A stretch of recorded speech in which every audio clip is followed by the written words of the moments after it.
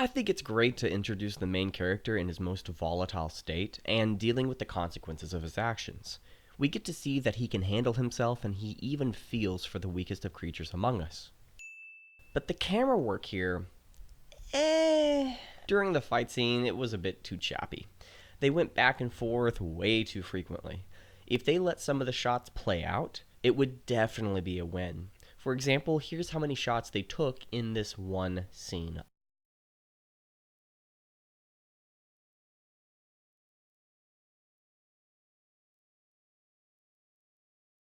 That's a mess. I have no idea how many times this cloak and tavern scene has been shown in countless fantasies, but they nailed it here. When Renfri was first introduced, I was skeptical about her in the beginning. But I'm glad that they did what they did, and it helped establish her character. Give it up to a woman who can drink.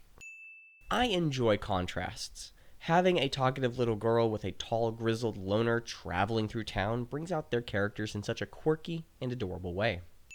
Magic in this show, up to this point, I absolutely love. It's clean and leaves the viewer with more interest.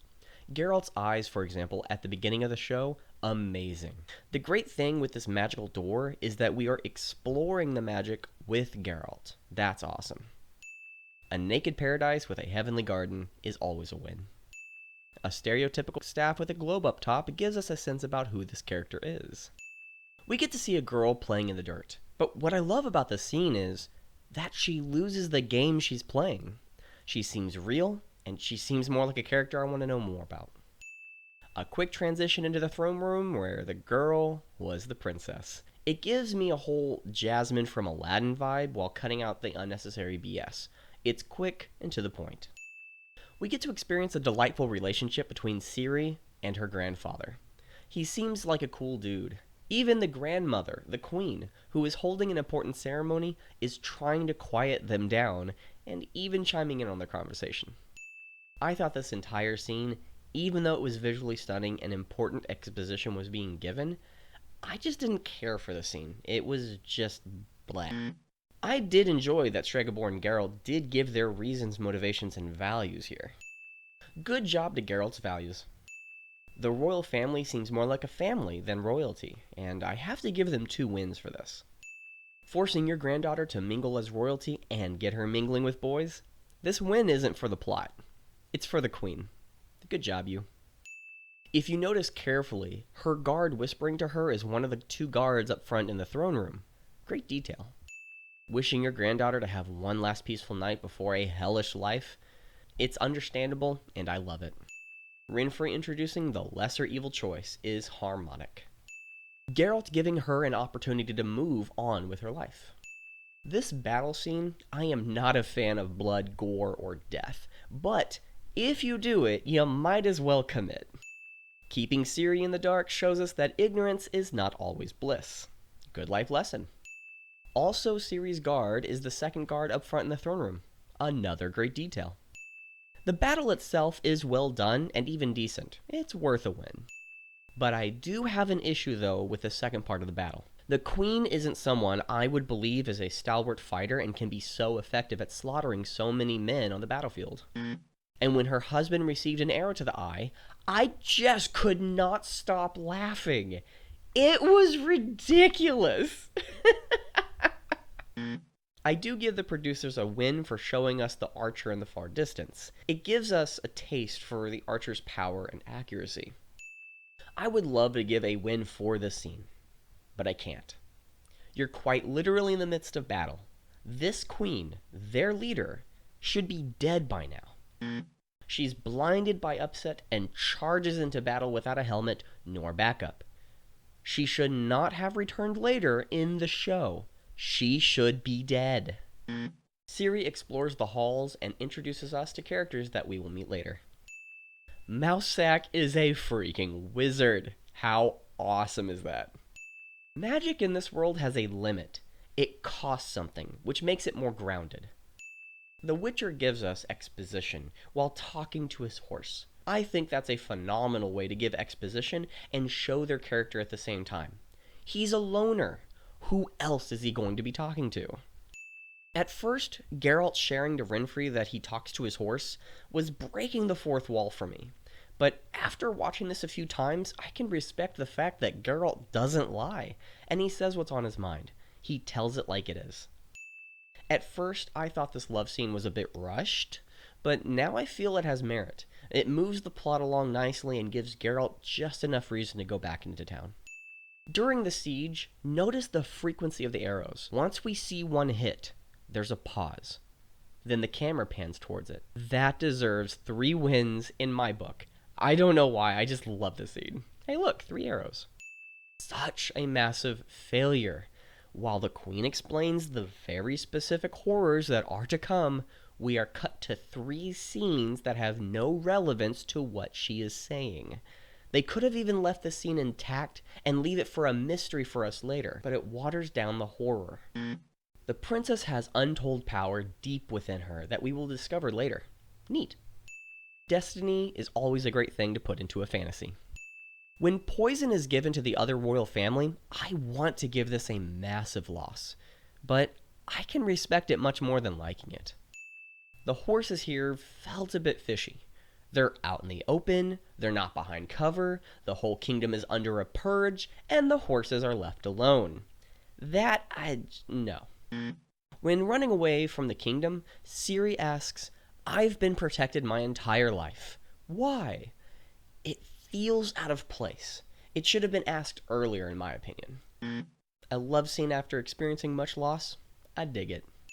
The White Wolf walks into town with nothing but a sword and a glaring stare. This scene deserves a win. The lesser evil option of either killing Renfri or Stregobor has finally caught up with Geralt. I think the quote, "It's an ultimatum, get it?" is pushing the boundaries of talking to your audience rather than to your characters. This entire fight sequence is done in one shot. Comparing this to the first fight scene, I want more of this. Leader of the thugs gets his comeuppance. Geralt being shocked and scared to see the little girl from earlier being held hostage.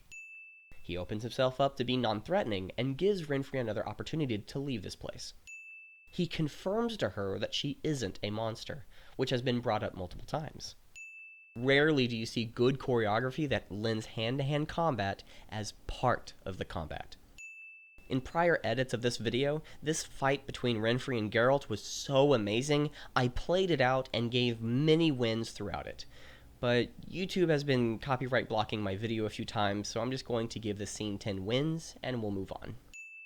Ooh, that pause, that break in their duel, says more than any dialogue could at this moment.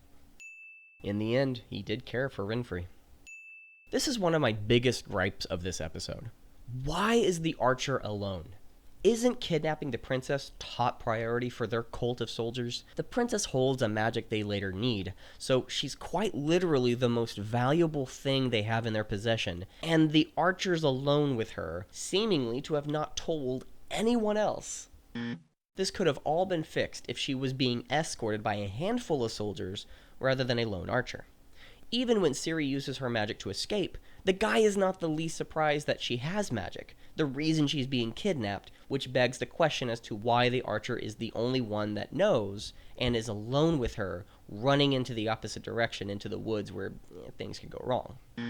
I thought that the tower falling was an acceptable event, but the ground being rendered asunder seemed extreme. Never do we see her do anything like that again. Ciri and her mother only show that they can use force push and wind attacks. If they can expand upon this power in Season 2, I would be very grateful that I was wrong here. Else it feels like an outlandish explanation on how Ciri escaped. Give her a free magical attack that pushes the soldier away and knocking him out, then rushing into the woods. There's no reason to have rendered the ground asunder otherwise. Stregobor wishes to do an autopsy on Renfri's body, which plays into what he told Geralt earlier about doing autopsies before. It plays into prior story, keeps his character intact, and deserves a win. Geralt's sword slowly coming to Stregobor's neck. Geralt is scorned by the town in a beautiful, bittersweet moment. I know what they were trying to do with this, but it felt forced. If anyone was to come up to Geralt during the scene, it would have been the girl. But she was there during Geralt and Renfri's talk. He was trying to help. It felt like they wanted to have this scene regardless of past events. Look at those facial expressions looking at Stregobor. This shot is legendary. It shows everything you need to know about the moment. I didn't notice this at first, but the thing Geralt holds in his hand is the pennant Renfri wore, and he carries that throughout the series, so careful looking out for that in the future. Also, the voice of Renfri was spoken when we had a zoom shot of the pennant. Renfri's voice reminding Geralt that Ciri is his destiny, a great way to end the episode and planting seeds for future events. After watching this entire season, I'm definitely looking forward to the second season. Looking back on it, I completely understand why people were having difficulty getting into the show. Time jumps are a hell of a thing to keep up with if you aren't giving time cards or timestamps as to when or where people are in the show. Having watched the entire season, I enjoyed the fact that they did this, but going through it, it was a bit confusing from time to time, so I understand anyone who may have been confused by the show. Would I recommend the show to people? Absolutely yes. Would they need to be given a summary of things beforehand or at least some type of premise? Absolutely yes. Is the mess of the show worth it? After watching all 8 episodes of the season, absolutely yes. Netflix did market the heck out of the show before its release, and I'm glad that they did. I'm hoping for much success with all the cast and wish much luck to the producers. Henry Cavill is the best person to have been cast as The Witcher in my opinion, simply because he's a gamer and he respects his fans. I have wanted to watch the series simply because of Henry Cavill. If that's comparable to this sort of world, this culture of toxic fandom, where like if you make a movie, especially if you make a superhero movie, like you have great intentions, but there are always going to be a small yet vocal group of people there can kind of just be toxic. I understand what you're saying, but when it comes to fans, it is a fan's right to have whatever opinion they want to have. And people are going to be upset because, especially when you're talking about books or games, because you're never going to be the exact person who they had in their head or who they played on Witcher 3, for example. I don't necessarily consider that toxic. I just consider that passionate.